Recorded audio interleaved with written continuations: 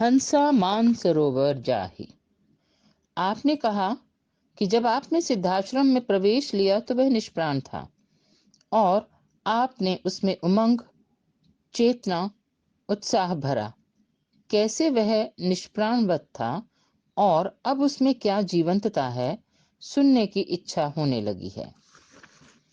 निष्प्राण का अर्थ वह सिद्धपीठ तो था, उसमें उच्च कोटि के योगी एवं परमहंस तपस्वी तो साधनारत थे। श्री कृष्ण और शंकर, गोरख जैसे योगी भी विचरण कर रहे थे, पर था सुनसान। कोई हलचल नहीं, कोई चेतना नहीं, कोई खिलखिलाहट मुस्कुराहट नहीं।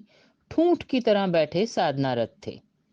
और सिद्धयोगा झील, जिसका स्वच्छ निर्मल जल तो देवताओं तक ने सराहा है, जिसमें स्नान करने से एक क्षण में ही शरीर के समस्त रोग समाप्त होकर वह निरोग, स्वस्थ एवं तंदुरुस्त हो जाता है, उसका कायाकल्प हो जाता है।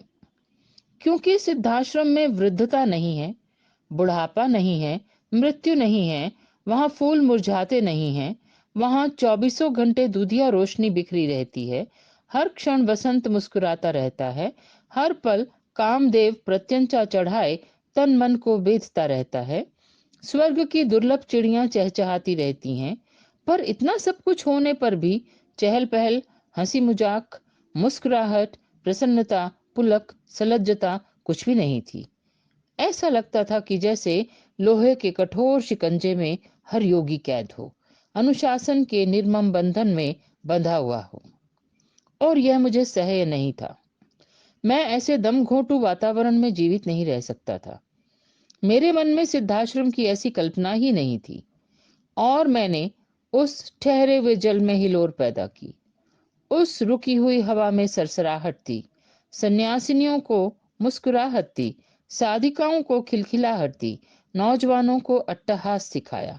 और सिद्धाश्रम दिवस या अन्य महत्वपूर्ण पर्वों पर अप्सराओं, रंभा, मेनका, उर्वशी के नृत्य प्रारंभ करवाए, गंधर्वों के कंठों से गीत उच्चरित करवाए, सिद्ध योगा झील में साधक साधिकाओं को तैरने की प्रेरणा दी, आज्ञा दी, क्रिया दी। और इन सब से बूढ़े खूसट योगियों के अहम को चोट पहुंची। उन्होंने कहा, सिद्धाश्रम में खिलखिलाहट ओछापन है, अप्सराओं के नृत्य गलत हैं, यह आपका विद्रोह है। और मैंने कहा कि यह विद्रोह है तो इसका मुझे गर्व है। और सिद्धाश्रम में तपस्या, साधना के अलावा यह सब भी होगा ही।